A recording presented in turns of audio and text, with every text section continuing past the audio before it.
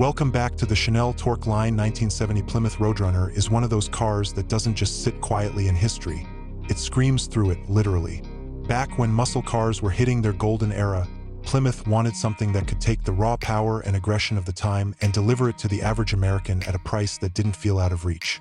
That's how the Roadrunner was born. A simple idea. Big power, no nonsense, and a personality that matched its name. And in 1970, it hit its absolute peak. What made the Roadrunner special wasn't just brute horsepower. It was the philosophy behind it. While other manufacturers were stuffing options and luxury into their cars, Plymouth stripped things down. You got a strong body, a monstrous engine, and the essentials you needed to go fast. No fancy extras, no unnecessary details. This was a car built to do one thing, tear up the pavement. And it did it with style. The 1970 model year gave the Roadrunner some updates that made it even more aggressive.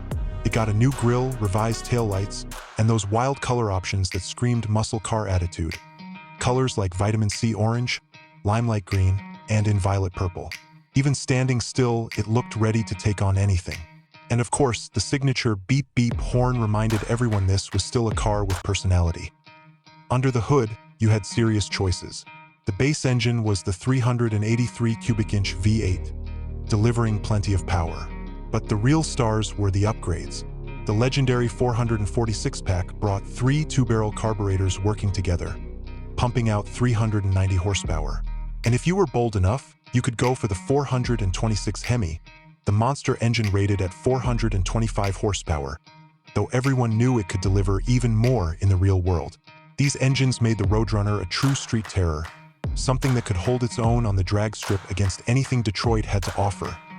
But what's interesting is how balanced the Roadrunner felt for what it was. It wasn't supposed to be refined, yet it had a certain charm in its simplicity. A wide, muscular stance, minimal frills inside, bench seats if you wanted, and the focus always pointing toward performance.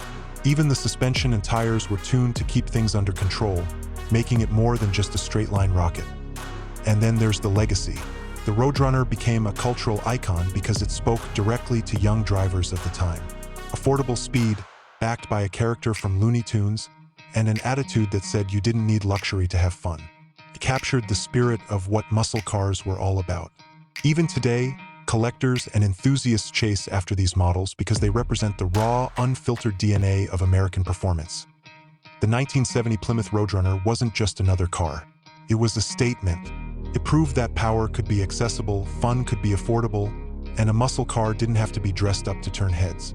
With its roaring engines, bold looks, and unforgettable presence, it remains one of the purest expressions of the muscle car era.